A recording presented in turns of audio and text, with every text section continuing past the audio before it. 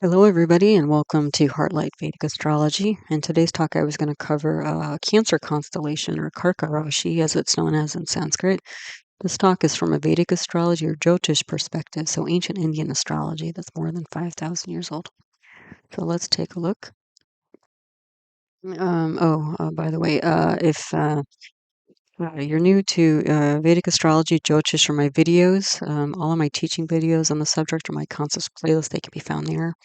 Wherever you see a double asterisk in one of my talks, that means there's a teaching video on that topic if you'd like to learn more. Also, my channel is all about playlists, so the different topics in this area and this field of study are easy to find in terms of grouping. So, like, I have a Constellations Rashi's playlist, of which this will be a part, Planets Grads playlist, Houses Bombas playlist, and then there are others.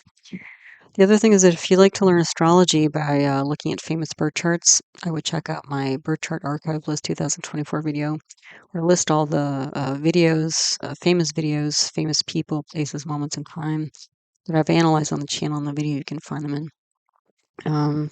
I'll be updating that video probably in a few months again, because I've do a lot of famous birth charts. Yeah, so that we keep it up to date. Anyway, also other videos to watch with this one, before this one, to get more out of this talk, especially if you're new to Vedic astrology.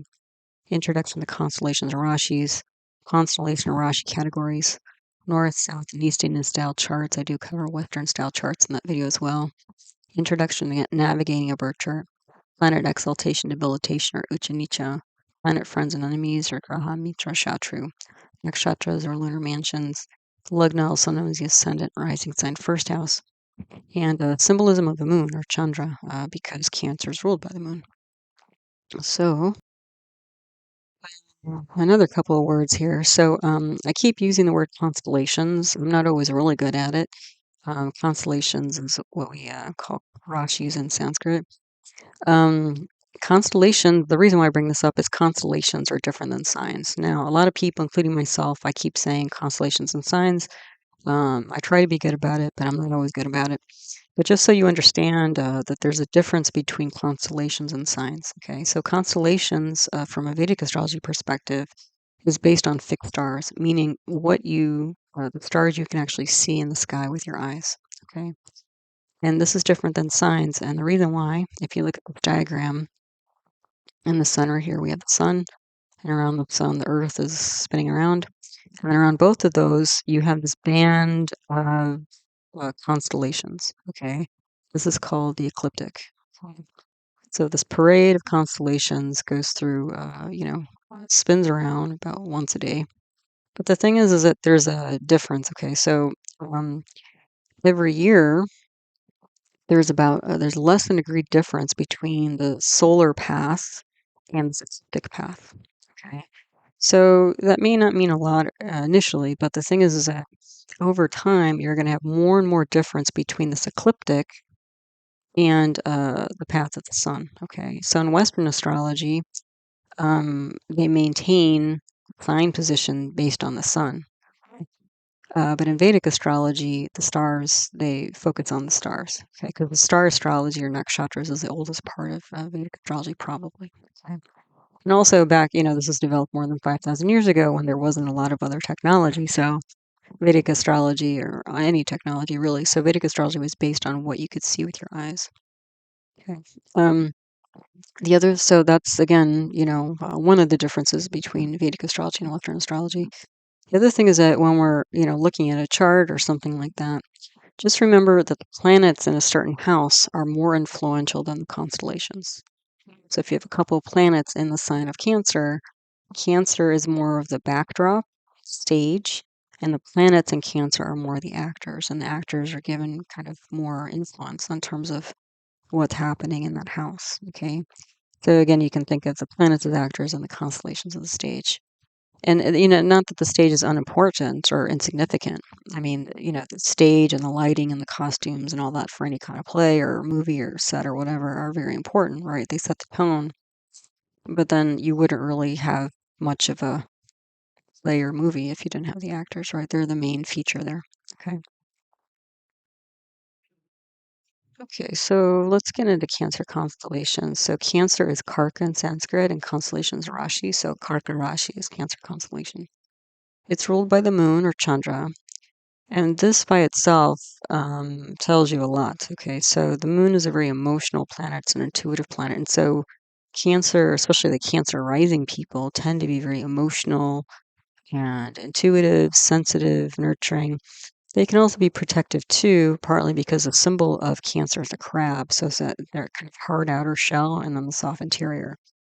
And they may do this unknowingly, because on some level they probably realize that they're quite sensitive. Because again, it's a sensory mind that symbolized by the moon versus something like Mercury, which is another mind planet, but Mercury represents the logical and analytical, rational mind. Okay, so different part of the brain there. Um, so yeah, and then it's a movable water sign, so charge else. There's a lot of churning here of emotions. Okay, and because there's churning of emotions, you can also get kind of a churning of actions as well. This might make them potentially rajasic in nature. So rajasic comes from, I believe, Ayurveda, traditional Indian medicine. So there's three different energies: sattvic, rajasic, and tamasic. They're usually talked about together. Sattvic is the energy of being more spiritually minded. Rajasic is being more kind of focused on the material plane and being goal oriented and that sort of thing. And then tamasic is the kind of energy of being inert. And so, because of this movement here, Cancer folks can be quite rajasic in nature. I missed a step in the previous line, so let me just go back. And since I mentioned Ayurveda, the moon is considered to be a Vata Kapha dosha. So, Vata is you can loosely translate as wind energy, and Kapha you can loosely translate as like earth energy. So the moon is moving, it changes, it goes through its cycles every month, so it's moving quite fast. So that's the Vata nature, the movable nature of it. But then there's this kind of like gravitas can be to moon, okay, because of the weight of the emotions and the mind and all this sort of thing. So that's the Kapha earth kind of water energy. Okay. So let's move ahead then. So there can be this orientation or indication, maybe more indication than orientation, of Cancer, like when we're talking about like the field, right? The kind of backdrop for the actions of a particular house. There can be like a indication of minerals and insentient kind of environment. Yeah, so again, the crab, it has that hard outer shell and soft interior. That's important to keep in mind. The other thing is Cancer is the exaltation sign for Jupiter. And Jupiter is, the great benefic. So, and I've mentioned Jupiter to me is kind of like Santa Claus. Like it represents spirituality, it represents children, it represents compassion, generosity, justice, fairness, truth. Um, can be law, that sort of thing, but also like negotiation, news, communication, that sort of thing. So, especially if a Cancer rising person has Jupiter in that sign, you'd imagine that those things are very important in that person's life. Cancer is the debilitation sign for Mars. So, Mars is the action planet. So, this is the thing is that, it may be because of the moving mind moon, and Charajal, movable water that's going on in Cancer. Um, Depending on the condition and strength of Mars, you could get somebody who's even more erratic in their actions, um, or maybe more steady. Like maybe Mars is in its exaltation sign of Capricorn, where so that's going to be a strong Mars, and then maybe it's also with Saturn. Saturn is a long endurance, perseverance planet, so that would give like a Cancer person more, you know, uh, perseverance, that sort of thing, rather than being kind of back and forth. I know usually like Geminis, I was thinking Geminis tend to have this reputation for being, you know, um, I don't know, flighty or flaky or something like that because their mind is always moving. But I think like um, Cancer people can be as well. because it's a different thing rather than the thoughts and ideas shifting and changing. It's like their emotions are shifting and changing. So it's still based in the mind, but it's kind of a different channel, if you will. Yeah, so there you go. So, and then there are three nakshatras or lunar mansions. There are 27 lunar mansions, and every night the moon goes through a different one, and they all have different energies. So after the moon goes all through all 27 of them, you'll get a lunar month.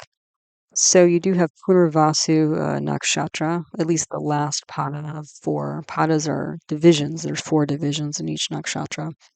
So the last pada of Punarvasu is in Cancer, and then the whole nakshatra of Pusha is in Cancer, and the whole nakshatra of Ashlesha is in Cancer. So even between these three, you get very different energies. So Punarvasu, a symbol of that is a quiver of arrows. So that's a little, I guess, box you hang on your back if you're an archer, and then you draw out the arrow and string it on the bow and then shoot it off. And then you go get it and bring it back. Well, there are different energies associated with that. Well, first of all, there's sharpness. It's also a weapon. So again, protection energy and intellect. Even though Cancer people are quite emotional, they're quite sharp as well. The only thing is that they can get into trouble because their emotions will tend to overrule their um, rational mind, analytical mind, that sort of thing. So they can get confused and that way. Also, Punarvasu, because of this kind of box on the back, has this energy of having a home base, going out, and coming back. And Cancerians tend to be very home oriented, but they also like to socialize. So that fits, different characteristics of Cancer.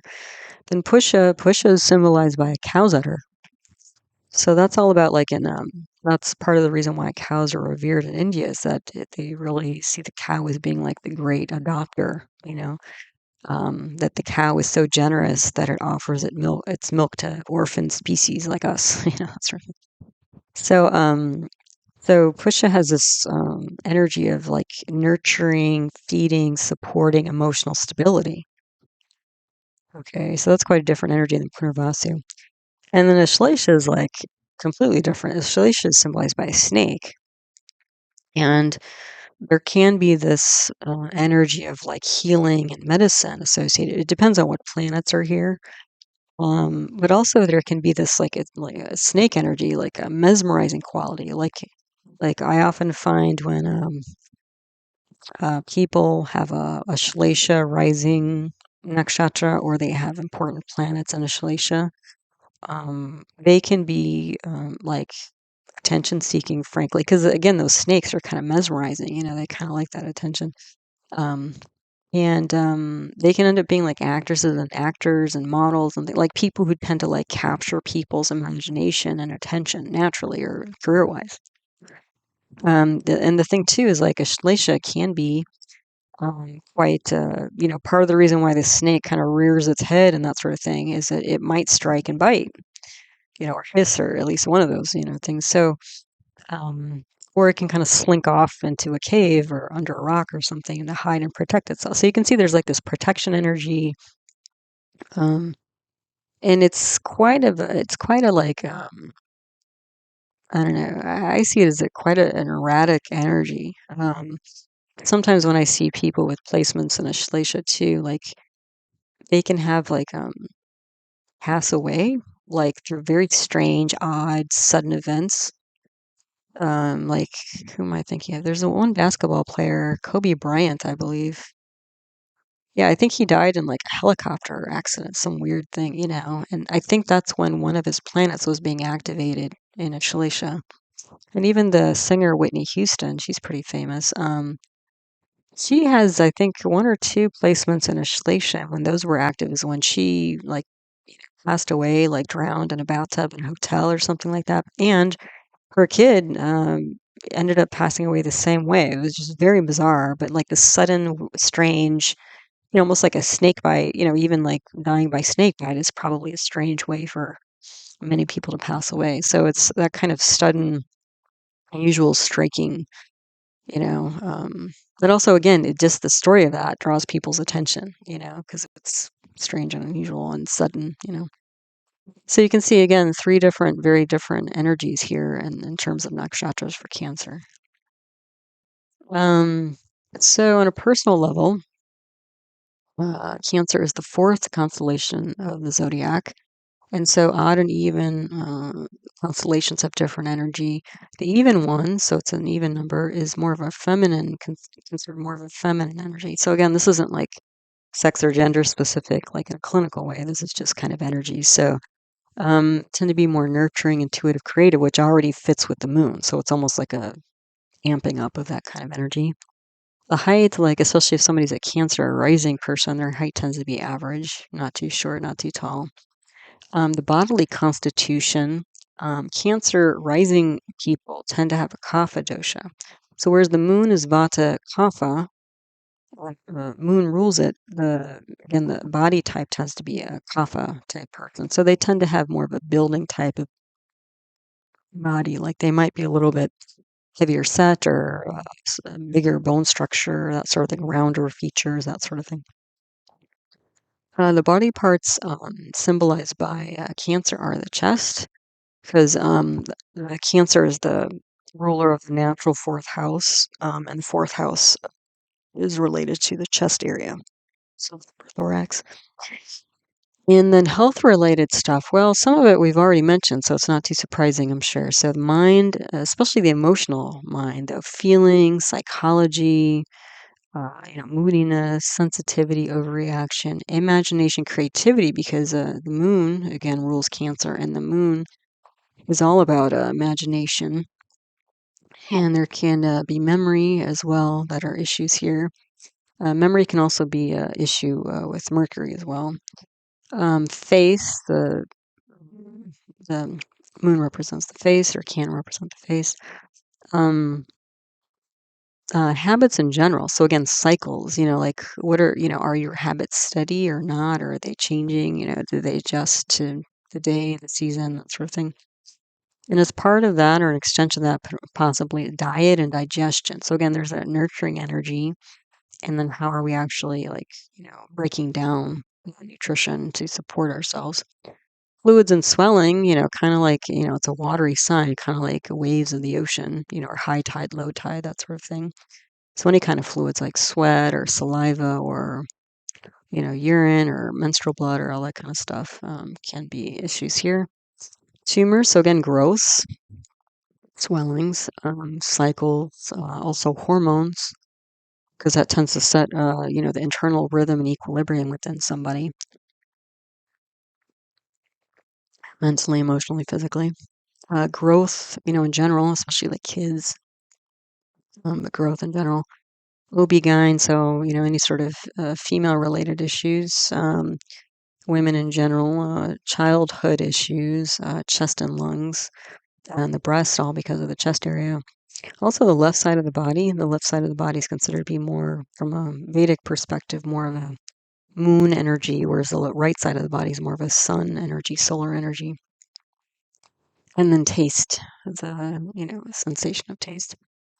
If we're talking about fruitful and barren, again, this is a pretty stark, harsh language. Picked up, but it keeps going forward, so I'm using it just so that we're not too out of alignment with classical teachings. But because Cancer is a water sign, the water signs tend to be the most fruitful in terms of actually having children. So whether you're Cancer or Scorpio or Pisces. And part of that is, again, like it's like having that watery environment, tends to support life. If there's no water, then you have a desert, like things are too hot and dry. And so seeds and plants can't usually take off too well, unless you're a cactus or something, right? So, not that there's not issue potentially with having children, we'll talk about that, but, they can be, have quite a few kids potentially. Okay, now if we're talking about Cancer as a Lagna, and Lagna means ascendant, rising sign, first house. So when you have Cancer in the first house, this little chart on the right here, this is a Cancer rising chart. Okay, this is a North Indian style chart. Those are the charts I use in my work. And this top diamond in the middle, it's kind of colored in here. This is the first house. Okay. Now, the 4 in the bottom corner, that refers to the fourth zodiac sign, Cancer. So we have the box here is again Ascendant rising, first house Lagna, all different names for the same thing. And we have a Cancer rising. So, in the chart, we don't know anything else. We don't know where any planets are, but we do know that it's a Cancer rising. So if you do know somebody's a Cancer rising, what might you suspect? Okay, now these don't have to be, these aren't like written in concrete, okay? It depends on the quality and the condition and the strength of all these planets and where they're placed, okay? But as a first pass, these are some of the things you might guess, or consider about a Cancer rising person. So Lagna, again, it's ruled by the moon, and we've been talking about that. Emotional, moody, changeable, creative, intuitive, okay, as a base layer. And the Lagna here indicates somebody's, physicality, general physicality, as well as their psychology. Also, all the Kendras, so these are the 4 squares in the middle, not just the Lagna here.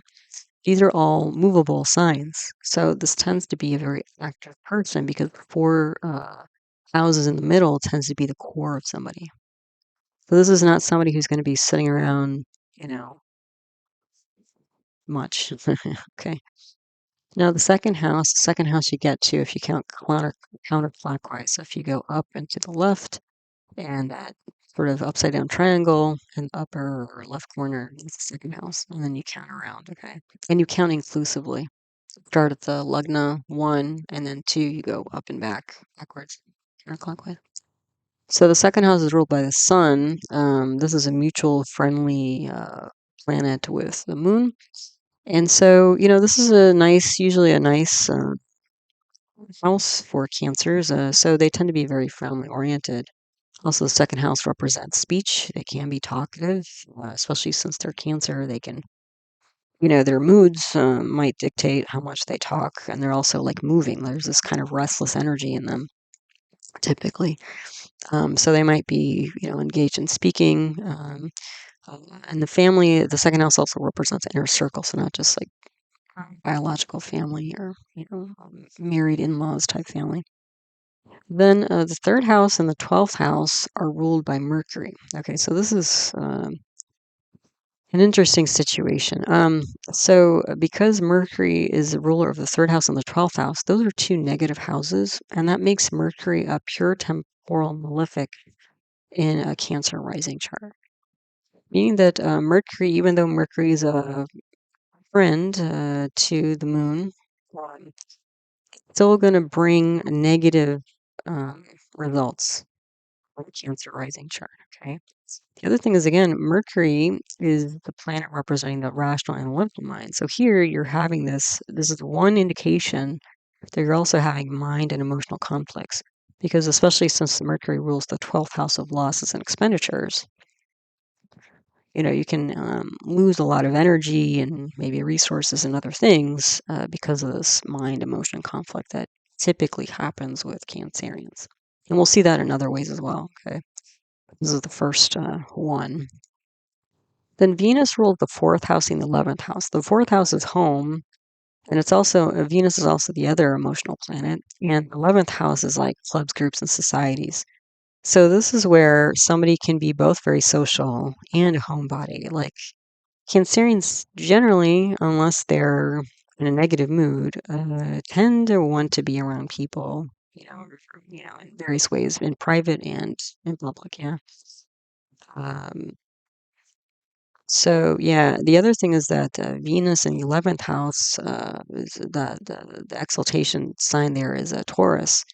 So Moon is exalted there. So Moon does really well in the 11th house, which also not only indicates clubs, group societies and the social scene, but also income as well. Okay. Mars rules the 5th house and the 5th house and the 10th house.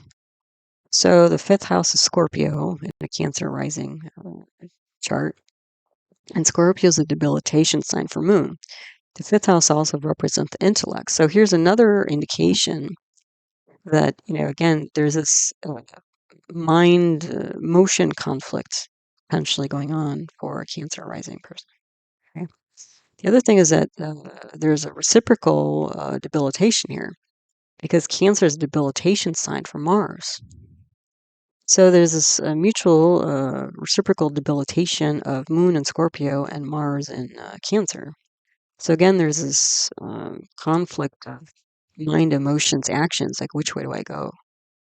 Which may make them seem sort of dual. Like I would imagine Cancerians can be confused for Gemini, because again, Gemini's I think has more of this reputation of being like confusing and conflicting, in terms of their thoughts and stuff. Again, Geminis are going to be like thoughtful. Their ideas might be conflicting, but they don't tend to get as emotional. They might be a little like removed from emotions because they're just so in their analytical mind. The reason why Cancerians get confused or confusing people is because of their emotions kind of cloud issues. Yeah. The other thing with Moon being debilitated in the fifth house for a Cancer rising chart is that, again, the fifth house also represents children. So while they're a water sign, they may have children. There may be some disappointment because of this dual debilitation of Mars in Cancer and Moon in Scorpio. However, Mars in the 10th house, that's going to be a very strong house for Cancerians, and so they might have quite a dynamic career. Then Jupiter rules the 6th house and the 9th house. So the 6th house is a house of enemies, but Jupiter, again, is a pretty strong planet for Moon, especially because it's exalted in Cancer. And Moon is a friend to Jupiter. And the 9th house represents spirituality, religion, father. So Cancerians may attract enemies, but they may end up doing pretty well, like negotiating with them, because again, Jupiter is like justice, fairness, compassion. They might turn their enemies into friends. That's the other thing is that with Jupiter being in the 9th house, there may be some interest in religion and spirituality, but also conflict as well, because Jupiter, is picking up energy from the 6th house. So Jupiter for a Cancer rising chart is, again, picking up the 6th and 9th house energies. So one's a negative sign and one's a positive sign. So then Saturn rules the 7th house and the 8th house. So the 7th house is relationships, independent business. And the 8th house is long-term problems, can be death, chronic disease, tragedies, long and deep tragedies, that sort of thing. So because Saturn is picking up both of those energies, again, it's it's kind of a mixed bag. It owns one positive house and one negative house. This may mean, because Saturn is, more of a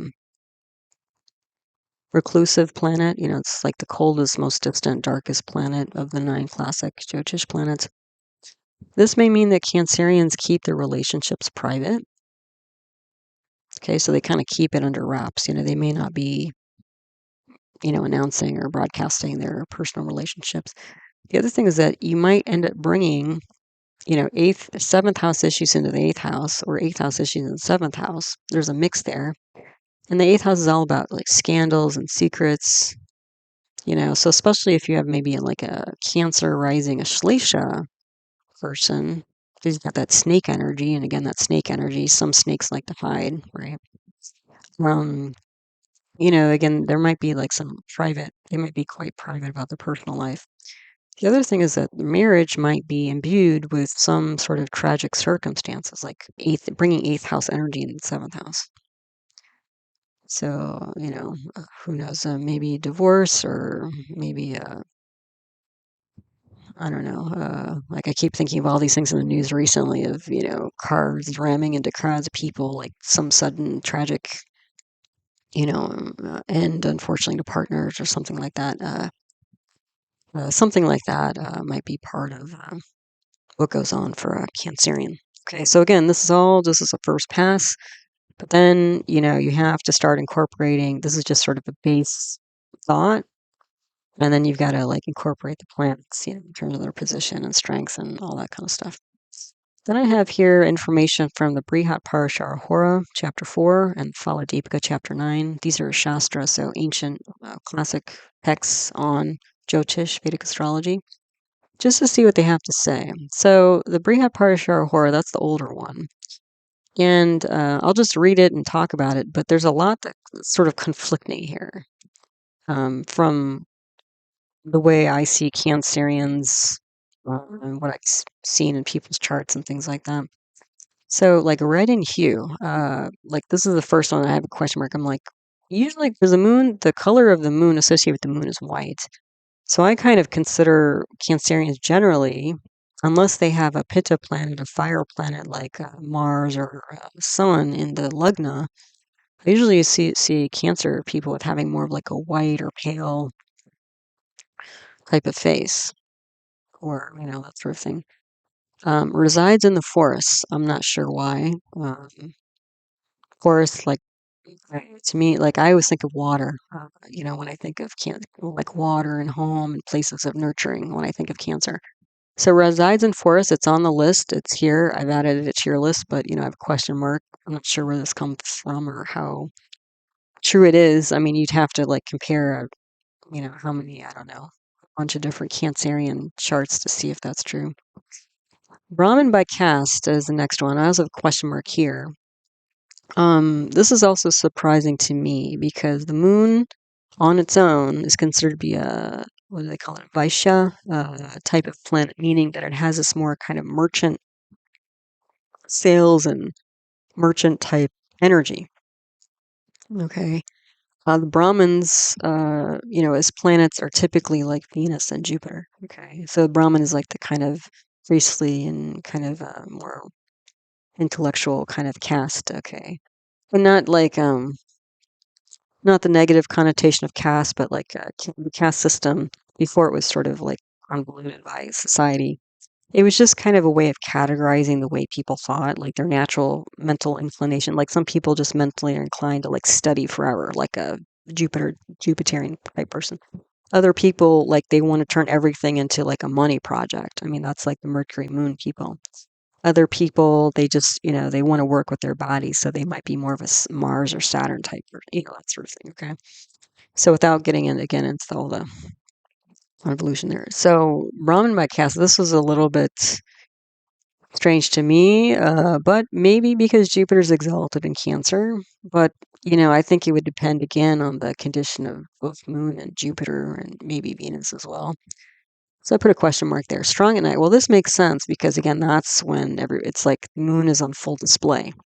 Is it full? Is it a quarter? Is it a sliver? It's like it draws people's attention. And anything that draws people's attention, again, from Vedic astrology, because that's how they, anything that had a lot of light, got your attention. And so it kind of had more influence over you and, focused your gaze in that direction.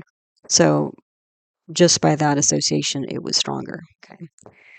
Then many footed, I don't know what this means exactly. Does this mean that they move a lot? Like they're always moving, which would make sense, but I don't actually know what this means to me if it's true or not. Bulky body. Well, this is kind of in alignment with the kapha nature of a Cancer, especially a Cancer rising person. Again, they tend to be more kapha type of body, so more earth and water, more fluid, more mass typically. Sattvic, again, this might be just an indication of the moon because the moon is a sattvic planet, but Cancerians tend to be more rajasic. So this, I put a question mark. Like again, I was like, they might be talking about the moon. And again, I think this would depend on very much the quality of the moon, condition, placement of the moon, and other planets. Because all Cancerians are not necessarily, angelic by nature. None of us are, So, then the element is water. That's consistent, and then a back rising. Um, uh, type of orientation. This has to do with the constellation as it rises over the horizon at dawn. So with the Cancer, the actual constellation itself, the alignment of the stars, you actually see the tail end of the crab coming up over the sky before you see the head. And I'll talk about that on the next slide. But what that actually means, but it's a back rising constellation. So that's consistent. Then from the Phaladipika, we got henpecked. Okay, so this again might be some issue with relationships, which we talked about Saturn owning the 7th and 8th house. This could also be the 6th house, Jupiter, that sort of thing. I'm not sure, it didn't specify which henpecked by whom. But, there's some, it did seem like there were some areas of conflict, like even with the children stuff, they may have children, but there's disappointments. Like, where are the disappointments coming from? I was thinking about that. I have a patient who, I haven't seen her in a while, but she was a Cancer rising. And, I mean, just as like somewhat stereotypical Cancer, she was a teacher. I don't remember if she had Jupiter. She might have had Jupiter in Cancer. So again, she's going to have, Jupiter is the teacher, and Cancer is also the public and stuff like that. And not only was she a teacher, but she was a music teacher. So creativity, speech, and she did sing. And I think her things were singing and playing piano and music. And then, and she spoke as a teacher. So again, that's 2nd house. And then part of why she came in was hormone issues related to perimenopause, and her son, she had 2 sons, and one of her sons was on the spectrum, so had a bit of autism.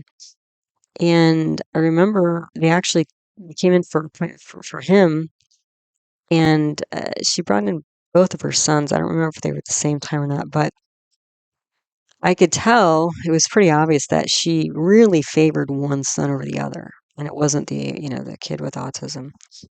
And it seemed like they had a lot of conflict. Okay. Now, it seemed to me like the conflict was coming from, she was clearly a very emotional person as like a teacher of children and an emotional person through the music and everything. And he was autistic. So he's a very literal person. So I just noticed, again, just in the small time there in my office, she kept saying, "What do you think about that?" to him.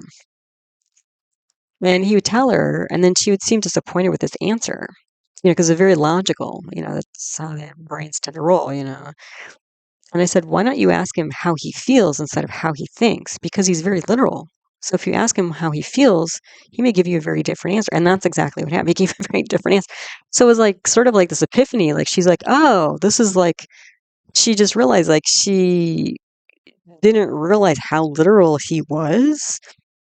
And then when she started just changing single words, like she started seeing that he wasn't just the sort of robotic. I think that was her impression of like, because he's so much, he was sort of coming across to her because that's her value system of being like sort of robotic or detached or, whatever. And just that alone, like, started building a bridge. And the next time I saw them, they were like more buddy like instead of her feeling. So anyway, the Cancer story for you, Cancer rising person for you. And again, a lot of these things, like the disappointments with children, and she was also divorced, and she had, I think she had a boyfriend at the time. I don't remember. It was all during the pandemic. Anyway, so you can see, at least for her, a lot of this stuff was true. And I don't even remember where the other planets were, but this is, let's see.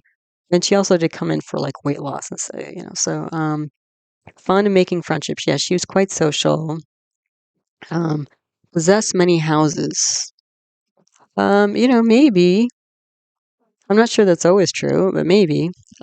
Be wealthy. Again, this is a maybe on my list. Thick waist. So again, you can see thick neck, thick waist. This is getting into that kapha, earthy body. Kind of more full body type. Short stature. Well, this is different from the average. So that's contradictory. Intelligent. So again, Cancerians are intelligent. It's just the emotions tend to cloud that a bit.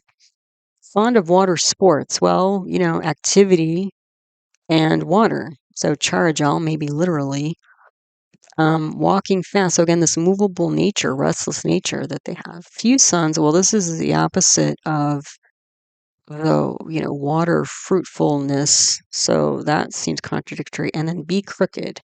And I didn't know if that meant like in their mind, like be, sort of more of a lying, thieving type or body. So I didn't even know what this means, so I don't know if it's true or not.